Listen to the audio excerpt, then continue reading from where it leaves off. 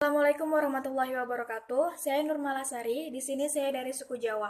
Nah, di sini saya akan menyampaikan salah satu kebudayaan suku Jawa yang bernama wayang kulit. Seperti gambarnya ini.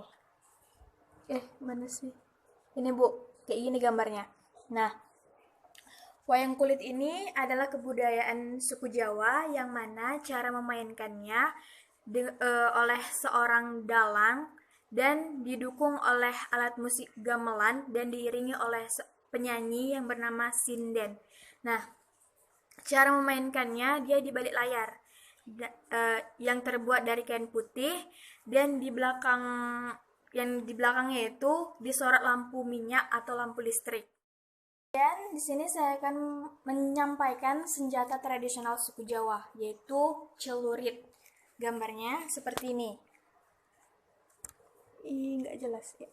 Celurit ini dia berbentuk kayak bulan sabit dan memiliki gagang yang cukup panjang. Biasanya celurit ini digunakan oleh masyarakat Jawa untuk bertani atau bercocok tanam gitu. Nah, kemudian kebiasaan suku Jawa, yaitu sebelum melakukan pernikahan biasanya orang Jawa itu melakukan sungkeman. Sungkeman itu biasanya si calon pengantin wanitanya itu meminta maaf atau meminta restu sih sama kedua orang tuanya.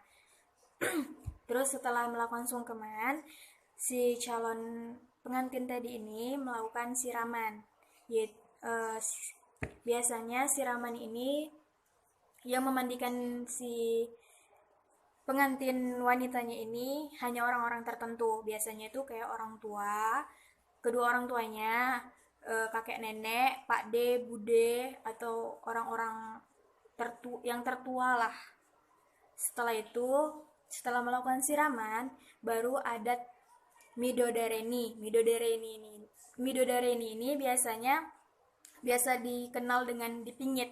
Nah, jadi si wanitanya tadi ini, si calon pengantin wanitanya ini tadi ini, dia dipingit di dalam kamar, nggak boleh bertemu dengan siapa-siapa, hanya ibunya saja dan kerabat wanitanya saja. Hanya orang-orang tertentu saja yang boleh bertemu dengan dia. Kemudian di malam itu juga ada namanya seserahan di malam Midodareni. Nah, di malam Midodareni ini biasanya si calon pengantin laki-lakinya datang ke rumah si wanita sambil membawa seserahan. Tapi di situ mereka tidak boleh berjumpa.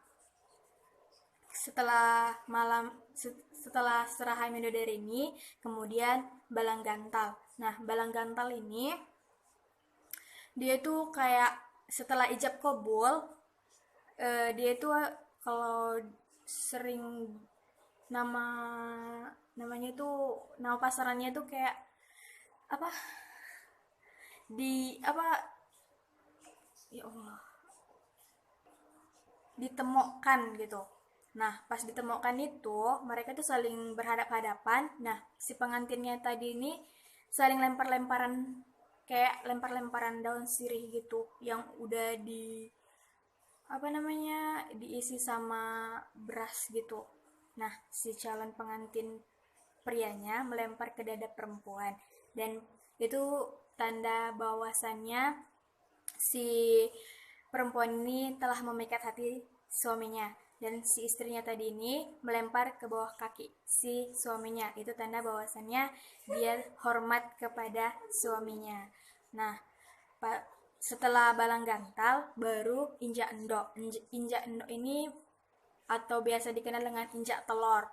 Nah, setelah melakukan balang gantal, si suaminya tadi ini menginjak telur. Dan kemudian si istrinya tadi ini membersihkan kaki suaminya. Itu tanda bahwasannya dia itu hormat atau nurut kepada suaminya. Sindur ini prosesi injak telur setelah prosesi injak telur selesai.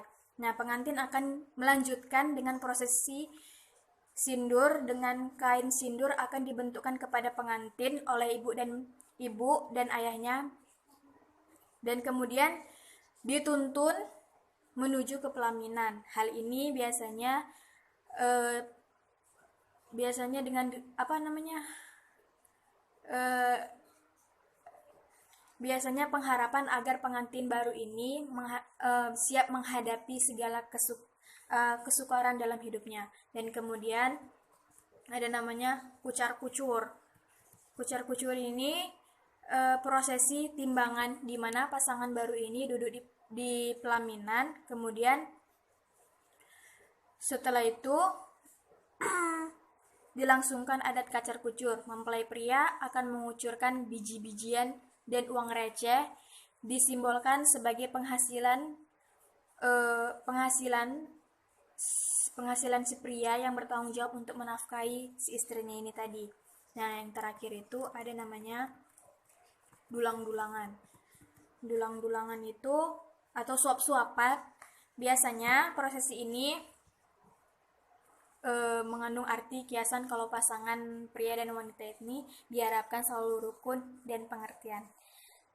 Baiklah, itulah tadi presentasi dari saya. Lebih kurang saya mohon maaf. Wassalamualaikum warahmatullahi wabarakatuh.